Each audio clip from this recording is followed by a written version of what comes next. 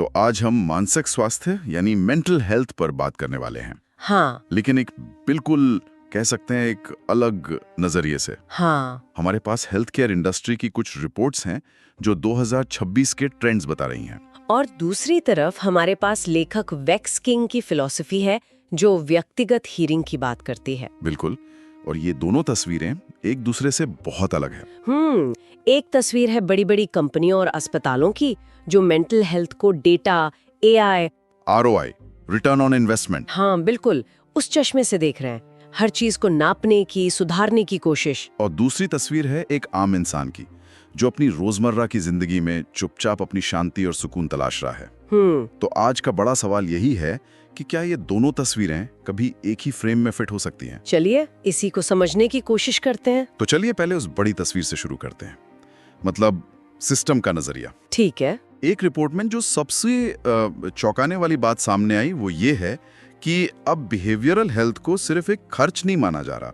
नहीं, अब इसे एक आर्थिक रणनीति के तौर पर देखा जा रहा है। आर्थिक रणनीति मतलब कंपनियों को इसमें फायदा दिखने लगा है। हाँ, और ये एक बहुत बड़ा बदलाव है। पहले क्या था कि मानसिक स्वास्थ्य पर खर्च करना एक कॉस्ट सेंटर माना जाता था, मतलब एक ऐसी जगह जहाँ पैसा सिर्फ खर्च होता है। लेकिन अब कंपनियां और हेल्थ केयर सिस्टम ये समझ रहे हैं कि इस पर खर्च करना दरअसल एक निवेश है। अच्छा। और इसके लिए एक नया शब्द भी इस्तेमाल हो रहा है, फाइनेंशियल सस्टेनेबिलिटी। फाइनेंशियल सस्टेनेबिलिटी, ये सुनने में काफी कॉर्पोरेट लगता है। इसका असल जिंदगी में मतलब क्या हुआ? देखिए, इसका एक बहुत अच्छा उदाहरण एडवेंट हेल्थ की क्रिस्टीन रे ने दिया है। उन्होंने बताया कि कैसे उनके एक प्रोग्राम ने लगभग 10,000 लोगों को सही मानसिक स्वास्थ्य सेवा से जोड़ा। ओके। अब इसका नतीजा सिर्फ ये नहीं हुआ कि उन लोगों की जिंदगी बेहतर हुई, बल्कि उस पूरे हेल्थ केयर सिस्टम ने 5 से 10 मिलियन डॉलर भी बचाए। ओह वाह, वो कैसे? क्योंकि जब लोगों को सही मानसिक मदद मिलती है तो वो इमरजेंसी रूम में कम जाते हैं, है ना? हाँ, सही बात है। उनकी शारीरिक बीमारियां भी बेहतर तरीके से मैनेज होती हैं और कुल मिलाकर सिस्टम पर बोझ कम होता है। समझ गया। तो अब बात सिर्फ मदद की नहीं, बल्कि उस मदद के आर्थिक फायदे को उसे साबित करने की भी है। तो अगर बात निवेश और कुशलता की हो रही है तो फिर टेक्नोलॉजी और AI का जिक्र तो जरूर आएगा। बिल्कुल। मुझे लगता है ये एक दो-धारी तलवार हो सकती है। बिल्कुल सही सोचा आपने, ये वाकई एक दो-धारी तलवार है। एक तरफ इसका पोटेंशियल जबरदस्त है। दुनिया भर में सर्टिफाइड थेरेपिस्ट और डॉक्टरों की बहुत कमी है। लिम्बिक नाम की कंपनी के CEO हैं रॉस हापर। वो कहते हैं कि AI एजेंट्स क्लिनिशियन की सप्लाई को बढ़ा सकते हैं। मतलब? कर सकता है। वो मरीजों की जरूरतें समझ सकता है और उन्हें सही डॉक्टर या थेरेपिस्ट तक पहुंचा सकता है। अच्छा। इससे डॉक्टरों का समय बचता है और वे ज्यादा गंभीर मामलों पर ध्यान दे सकते हैं। ये तो बहुत अच्छा लगता है सुनने में। तो फिर दूसरी धार क्या है इस तलवार की? दूसरी धार वो काफी खतरनाक है। स्प्रिंग हेल्थ की एक रिपोर्ट ये बताती है कि लगभग 48.7% वयस्क, मतलब करीब आधे लोग, हाँ आधे लोग, मानसिक सहारे के लिए सामान्य AI टूल्स का इस्तेमाल कर रहे हैं। सामान्य AI टूल्स? हाँ, मतलब वो टूल्स जो इस काम के लिए बने ही नहीं हैं, जैसे कोई भी सामान्य चैटबॉट या कोई दूसरा जनरेटिव AI। मतलब लोग बिना किसी डॉक्टरी सलाह के किसी भी AI से बात कर रहे हैं अपनी मेंटल हेल्थ के बारे में। एग्जैक्टली। और यहीं से प्राइवेसी और गलत जानकारी का एक बहुत बड़ा खतरा पैदा होता है। सही बात है। ये टूल्स चिकित्सकीय रूप से प्रमाणित नहीं है। आप सोचिए, कोई व्यक्ति अपनी सबसे कमजोर हालत में एक AI को अपनी भावनाएं बता रहा है और वो AI उसे कोई गलत या नुकसानदेह सलाह दे दे तो ये तो बहुत खतरनाक हो सकता है। तो एक तरफ AI डॉक्टरों की कमी पूरी करने का वादा कर रहा है, लेकिन हम अनजाने में एक ऐसी दुनिया की तरफ बढ़ रहे हैं जहां मानसिक स्वास्थ्य का पहला संपर्क एक ऐसी मशीन से हो रहा है जिस पर भरोसा नहीं किया जा सकता। और ये सिस्टम का दबाव और टेक्नोलॉजी का दखल, ये सबसे ज्यादा हमारी काम की जगहों पर, हमारे दफ्तरों में महसूस होता होगा, है ना? बिल्कुल। यहीं पर मैंने एक नया शब्द पढ़ा, क्वाइट बर्नआउट। ये सुनने में ही बहुत डरावना और दुखद लगता है। और ये आज के वर्क कल्चर की एक कड़वी सच्चाई है। क्वाइट बर्नआउट का मतलब है वो कर्मचारी जो बाहर से देखने में मतलब पूरी तरह से व्यस्त और प्रोडक्टिव लगता है। अच्छा। वो मीटिंग्स में शामिल हो रहा है, ईमेल का जवाब दे रहा है, अपना काम भी कर रहा है, लेकिन अंदर से वो भावनात्मक और मानसिक रूप से पूरी तरह थक चुका है। मतलब उसकी सारी ऊर्जा खत्म हो चुकी है। खत्म। वो सिर्फ ऑटो पायलट पर चल रहा है। ये तो मुझे बहुत रिलेटेबल लग रहा है। मतलब हम सबने शायद कभी ना कभी ऐसा महसूस किया है जहां बाहर से सब ठीक लगता है पर अंदर से बैटरी पूरी तरह खत्म हो चुकी होती है। बिल्कुल। और इसका असर अब आंकड़ों में भी दिख रहा है।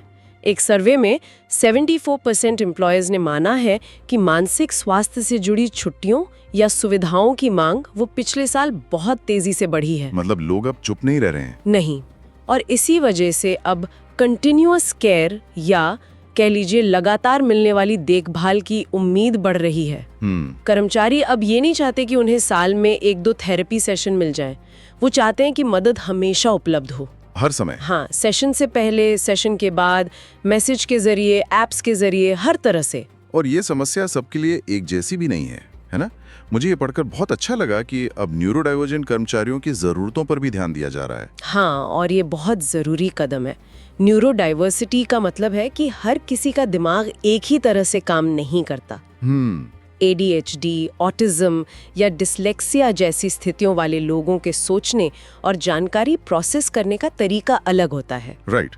तो जो पारंपरिक दफ्तर का माहौल है, जैसे कि शोर शराबे वाले ओपन प्लान ऑफिसेज, लगातार मीटिंग्स या अस्पष्ट निर्देश, बिल्कुल, ये सब उनके लिए बहुत ज्यादा थका देने वाला और तनावपूर्ण हो सकता है।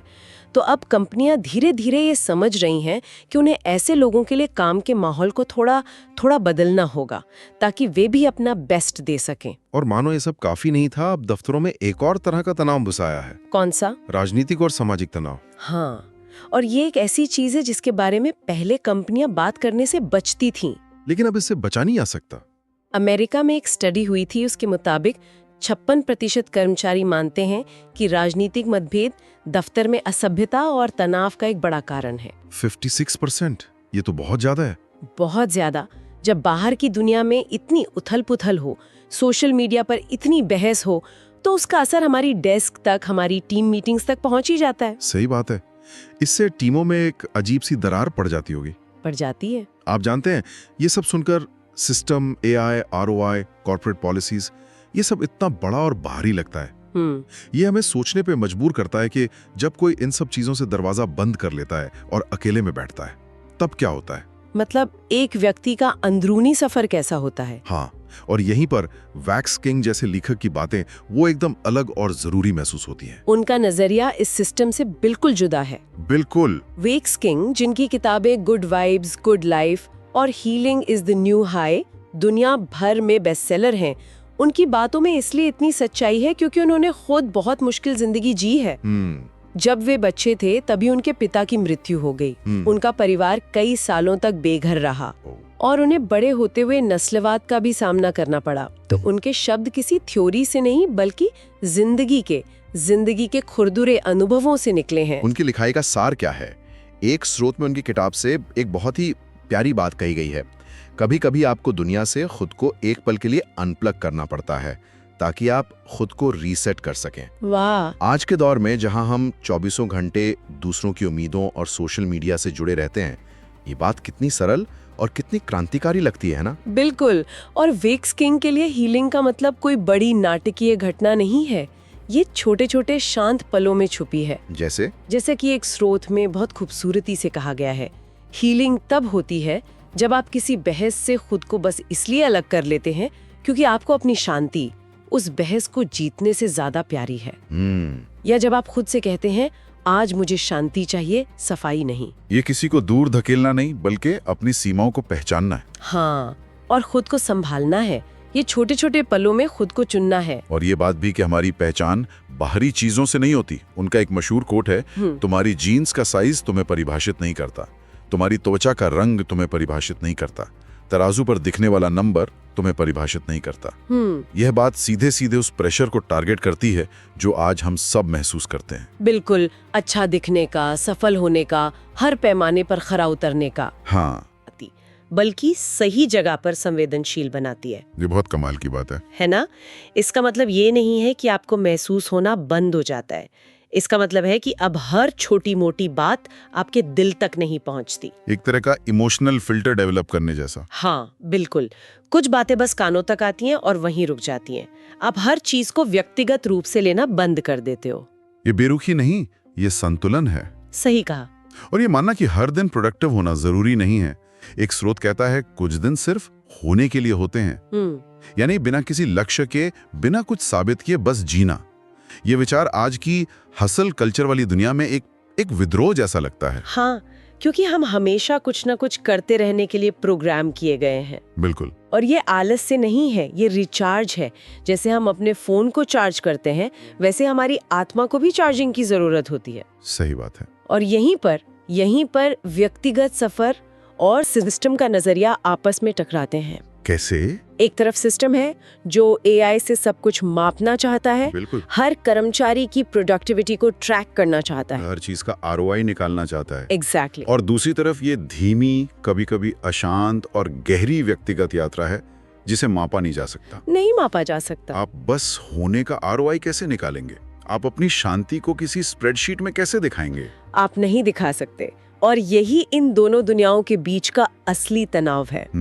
सिस्टम चाहता है तेजी, कुशलता और डेटा, और व्यक्तिगत हीलिंग मांगती है धीरज, आत्मकरुणा और ऐसे पल जिन्हें डेटा में कैद नहीं किया जा सकता। तो आज हमने दो बिल्कुल अलग अलग दुनियाओं को देखा।